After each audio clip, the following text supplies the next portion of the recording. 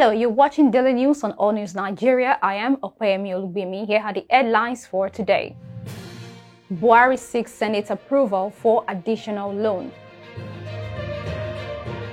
EFCC arrests MAMMAN over 22 billion naira fraud. Nigerian immigration officials hold morning devotion during work hours.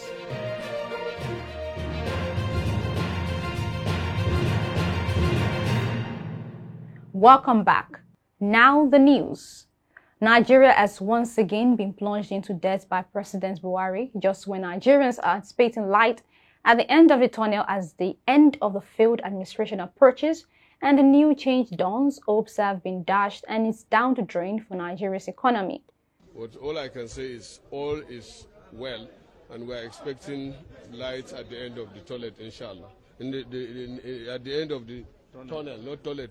What tide could change Nigeria's debt endemic?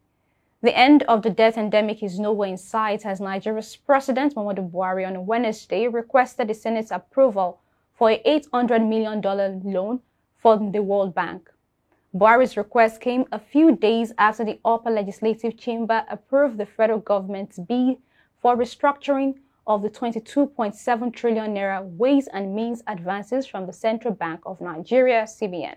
The president said the $800 million loan would provide additional finance for the National Social Safety Net program. Approved an additional loan facility to the tune of USD 800 million to be secured from the World Bank for the National Social Safety Net program, and the need to request for your consideration and approval to ensure early implementation. Copy of fake extract attached.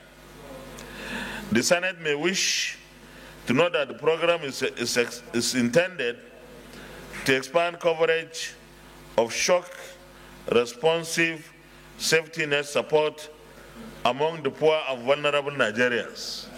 Buhari said if the request is approved, 5,000 naira will be transferred to about 60 million poor Nigerians, which would stimulate the informal sector and improve health and education. Recall in October 2022, it was reported that Nigeria's total external debt stood at $40.6 billion under President Muhammadu Buhari's government, up from $10.32 billion, which his government inherited in 2015.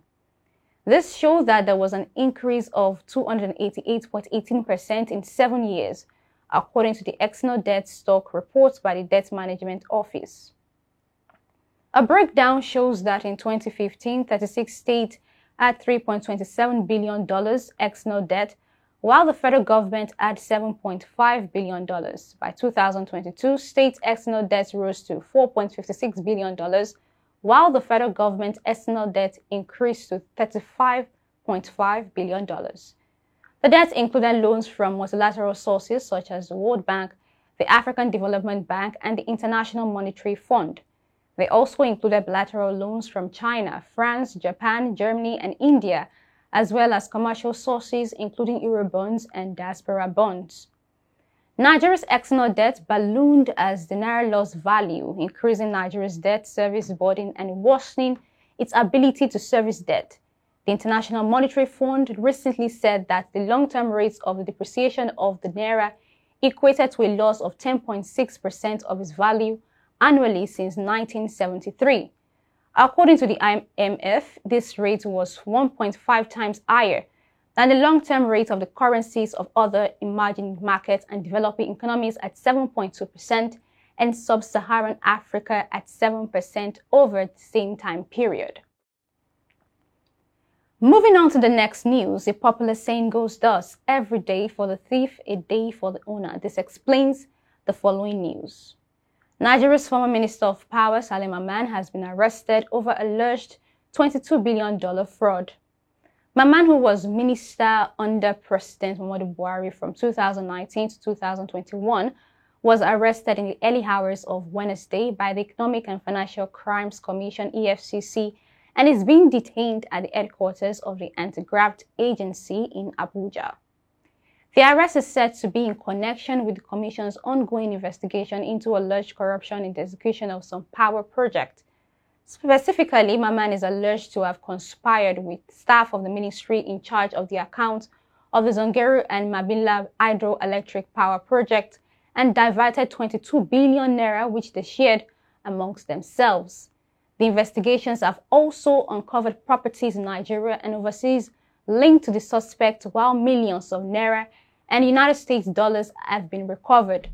Recall that in September 2021, MAMMAN was relieved of his ministerial job by President Buhari. MAMMAN was said to have been living at a Transcorp Hilton in Abuja for more than 3 weeks on the bills of some powerful interests in the power sector, were hoping it would still be in the office to be able to award lucrative contracts to them.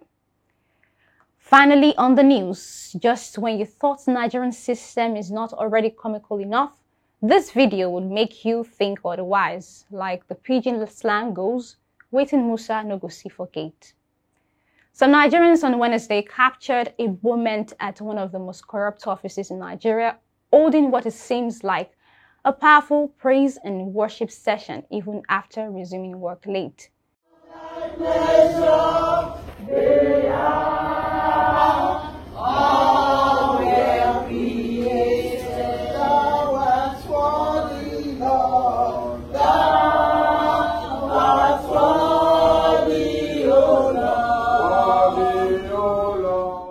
The Nigeria Immigration Service and NIS are under heavy criticism for observing morning devotion at the Lagos Passport Office, while those who had passport appointment were forced to participate in the prayer session. The video generated mixed reactions as Nigerians on Twitter called the act hypocritical, as some of the officers will still demand bribes after worshipping God.